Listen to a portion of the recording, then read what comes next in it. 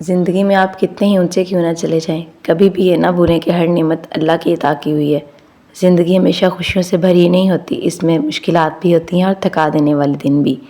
लेकिन अल्लाह की रहमत मायूसी से कहीं ज़्यादा बड़ी है। बस इस पे यकीन रखें, क्योंकि हर मुश्किल के बाद अल्लाह ज़रूर कोई ना कोई रास्ता निकालता है और इसके हर फैसले हमारे गुमान से कहीं ज़्यादा खूबसूरत होते हैं। बिस्मिल्लाहिर्रहमानिर्रहीम, अस्सलाम वालेकुम मेरी प्यारी प्यारी बहनों, कैसी हैं आप। चले जी, अब आ गई हैं गर्मियाँ और गर्मियों में हम सब बहनों का तकरीबन सेम ही मसला होता है। कभी चारपाई की चादर नहीं टिकती, कभी बेड की चादर नहीं टिकती। बच्चे सारा दिन खेलते हैं, छुट्टियाँ आ गई हैं गर्मियों की, उछल कूद करते हैं। गर्म चादरें हम बिछा नहीं सकते, बारीक स्टफ़ की पतली हमें चादरें बेड पे और चारपाई पे बिछानी होती हैं, जो बच्चे जो हैं वो टिकने ही नहीं देते। तो आज मैं आपके साथ 2 ऐसे आइडियाज़ शेयर करने लगी हूँ जो आपके लिए बहुत ज़्यादा काम आने वाले हैं। अगर आपको पसंद आए तो प्लीज़ लाइक शेयर कमेंट ज़रूर कीजिएगा और मुझे अपनी प्यारी प्यारी राय से आगाह भी ज़रूर कीजिएगा।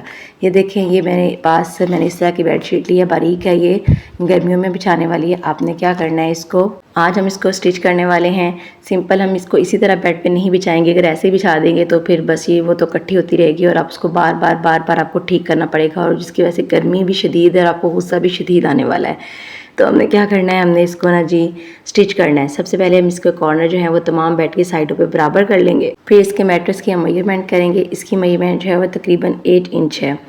तो 8 इंच के हिसाब से मैं इसकी 9 इंच पे कटिंग करूँगी। 1 इंच जो है मैं इसका ज़्यादा रखूँगी। अब आप कहेंगे ज़्यादा क्यों रखूँगी? ज़्यादा इसलिए कि मैंने इसको फिटेड बनाना है, स्टिचिंग में भी आएगा और थोड़ी कटिंग भी ज़्यादा होगी। तो मैंने इसको तकरीबन जो है, जितना भी आपका अगर मैट्रेस मोटा है ना, तो आपने अगर इस तरीके से बनाना है और तो आपने उसको 1 इंच जो है वो ज़्यादा रखना है। दूसरा तरीका भी मैं आपसे शेयर करूँगी, उसमें आप थोड़ा कम रखेंगे, लेकिन जो ये वाला मेथड है इसमें आपने तकरीबन 1 इंच इसको ज़्यादा रखना है। अब ये 8 इंच है तो 9 इंच पे जो है मैंने निशान लगा के इसकी कटिंग कर लिया। दोनों तरफ से आपने इसी तरह से निशान लगाने हैं। आप इसको इस तरह एक बॉक्स की शक्ल में कट कर लेना है। फिर उसी बॉक्स को आपने बेडशीट के चारों साइडों पर रखना है और चारों साइडें जो आपने इसी तरह से कट कर लेनी। अब आ जाती है इसको स्टिच करने की बारी। आपने स्टिच किस तरह से करना है, कुछ इस तरह से, जैसा कि आप देख रहे हैं, दोनों कॉर्नर्स को जो है, कटे हुए कॉर्नर्स को आपने आपस में मिला देना है। और इसकी जो सीधी साइड है ना, मतलब उल्टी साइड को मिलाएंगे और सीधी साइड के ऊपर जो है हम स्टिच कर लेंगे। इस तरह से मैं आपको बताऊंगी। हमें इसको गुम सिलाई की शक्ल में तब्दील करना है। तो पहले हम इसको 2 सिलाइयाँ लगाएंगे। पहले हम इस तरह से सिलाई लगा लेंगे इसको, और उसके बाद जो है हम इसको सीधा करेंगे, यानी कि जो स्टिच वाली साइड है उसको अंदर करेंगे, उसकी बैक साइड जो है वो लाएंगे, वहाँ पे एक दफ़ा फिर से हम सिलाई लगा देंगे। आजकल ये कपड़ा ऐसे ही होता है, थोड़ा रेशमी टाइप सा होता है, इसमें से ना वो इसके लुएँ से और धागे से बहुत निकल रहे होते हैं। तो हमने इसको डबल सिलाई लगानी है ताकि ना ये थोड़ा मजबूत भी हो जाए और इसमें से धागे वगैरह भी ना निकले। ये देखें, इस तरह से मैंने इसकी एक और सिलाई लगा दी और इस तरह से हमारे पास ये एक कॉर्नर बन के रेडी हो गया है। अभी भी ये कंप्लीट रेडी नहीं है। अब जो हमने इसके कपड़े, देखें, इसको मैं सीधा किया और अब आप देखें इसके साइडों से ना अब धागा वगैरह नहीं निकलेगा और ये परफेक्ट सा एक कॉर्नर बन गया है। अब ये जो कपड़े हमने कट करके इसके अंदर से निकाले थे उसको हमने फेंकना नहीं है, उसी को भी हमने स्टिच कर लेना है।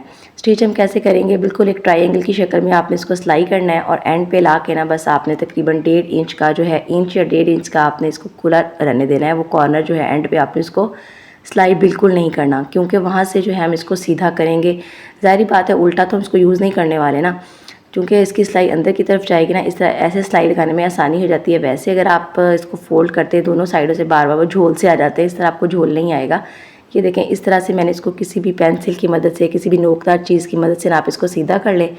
और सीधा करने के बाद जो है, जो सिरा इसका खुला हुआ है ना, वहाँ से लेकर तमाम साइडों पर ना एक दफ़ा, जहाँ पर आपने पहले सिलाई लगाई है उसी पर एक दफ़ा इस तरह भी सिलाई लगा लें। ये हमारे पास तमाम कॉर्नर जो है वो बन के रेडी हो गए हैं। अब मैं इसको प्रेस करूँगी ताकि इसकी सिलाइयाँ वगैरह जो है वो बैठ जाएँ और इसके बाद आ जाती है इसको स्टिच करने की बारी।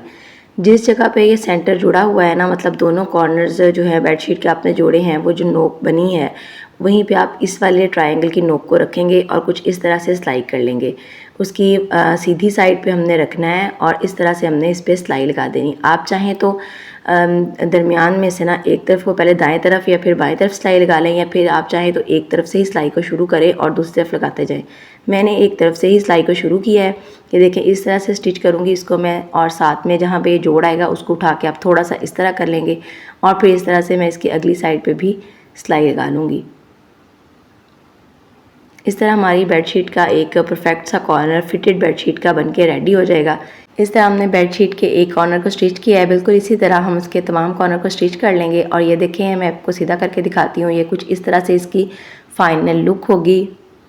ये देखें इस तरह से इसकी फ़ाइनल लुक आ गई है और ये हमारे पास फिटेड बेडशीट का कवर बनके रेडी हो चुका है। अब आप इसको बेड के ऊपर बिछाएं, आपके बच्चे जैसे मर्ज़ी खेलें, जंपिंग करें, जो भी उछल कूद करें, ये बेड की चादर जो है अब नहीं हिलेगी। और इस तरह से इसकी फ़ाइनल लुक जो आप देख रहे हैं, इस तरह ये मैट्रेस के ये वाला जो पोर्शन है नीचे चला जाएगा और ये कॉर्नर जो है परफेक्ट बन जाएंगे। इस तरह आपके बेड के जो कॉर्नर हैं वो मुड़ेंगे भी नहीं और बच्चे आपके जैसे मर्ज़ी खेलें और चादर आपकी बिल्कुल नहीं ख़राब होने वाली और बेड पे बिछी हुई प्यारी भी बहुत लगेगी। चले जाते हैं अपने नेक्स्ट आइडिया की तरफ और ये है इलास्टिक के साथ मैं आपके साथ शेयर करने लगी हूँ।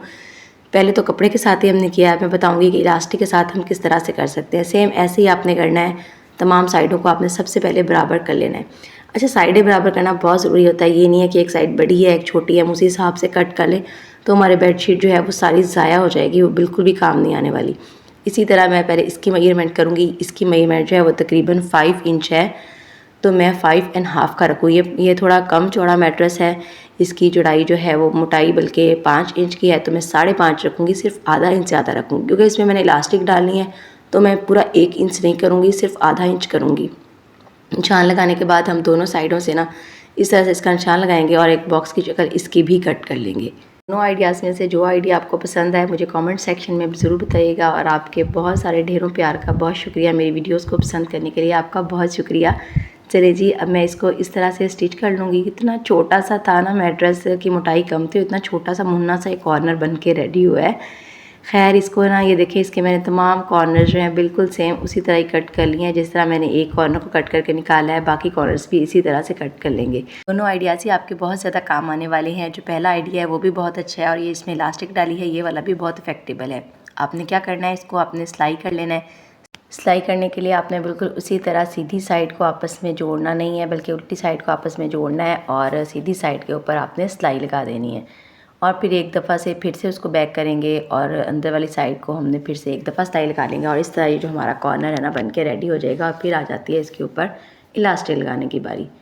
ये देखें इस तरह से मैंने इसको स्टिच कर लिया है और फिर एक दफ़ा फिर से हम इसको फोल्ड करेंगे। मैं आपको बार बार बता रही हूँ ताकि आपसे कहीं भी मिस्टेक ना हो। और अगर आपको स्टिचिंग बिल्कुल भी नहीं आती तो भी आप इजीली अपने बच्चों के लिए ये बेडशीट्स हैं इसको इस तरह से सिलाई कर सकते हैं ताकि आपके बच्चे जैसे मर्जी खेलें और बेड की चादर आपकी बिल्कुल भी नहीं हिले। सिर्फ इसीलिए मैं आपको बार बार बता रही हूँ कि 2 सिलाइयाँ हम लगाएंगे, एक सिलाई हमने बिल्कुल नहीं लगानी क्योंकि जिस तरह बच्चों ने उछल कूद करनी है ना और जंपिंग करनी है तो इस सिलाई से निकल जाना है क्योंकि सिंगल सिलाई होगी। फिर आपने कहना है कि आप ही ने बिल्कुल भी सही नहीं बताया, ये तो निकल गया, ये तो ख़राब हो गया। चलिए जी, इस तरह से ये देखिए मैंने इसको डबल सिलाई लगा ली और ये एक मज़बूत सा कॉर्नर हमारा बनके रेडी हो गया है। अब आ जाती है इसके साथ इलास्टिक अटैच करने की बारी। इलास्टिक हम कितनी लेंगे, किस तरह से अटैच करेंगे, अब मैं आपके साथ ये शेयर करने वाली हूँ। कि देखिए इसमें से धागे वगैरह भी नहीं निकलेंगे, ये तो खैर दूसरी है, पहले यूज़ की हुई है मैंने, इसमें से धागे नहीं निकलेंगे। हर तरह का कपड़ा होता है, हमको उसी हिसाब से स्टिच करना पड़ता है। ये देखें ये कॉर्नर हमने इस तरह से इसका रखना है और फिर इसके कॉर्नर पे हमने इलास्टिक को स्टिच कर देना है। तकरीबन 11 इंच मैं कॉर्नर के एक साइड पे रखूँगी और 11 इंच ही कॉर्नर के दूसरी साइड पे रखूँगी और फिर इसके ऊपर सीधी हम सिलाई लगा देंगे और ये इलास्टिक वाला कॉर्नर हमारे पास बन के रेडी हो जाएगा। मैं आपको मेजरमेंट करके दिखा देती हूँ। ये देखें 11 इंच इस तरफ से निशान लगाया मैंने और 11 इंच का ही मैंने अगली तरफ से निशान लगाया है। निशान आपने ज़रूर लगा लेना है ताकि आपको आइडिया हो जाए कि आपने कितना इसको स्टिच करना है। अगर आप चाहें तो उसको ज़्यादा भी कर सकते हैं, 12 या 13 इंच का भी कॉर्नर बना सकते हैं। ये आप अपने मैट्रेस के हिसाब से ही करेंगे। मेरे बेड का मैट्रेस है वो थोड़ा पतला है तो इसलिए मैंने इसको 11 इंच का ही रखा है।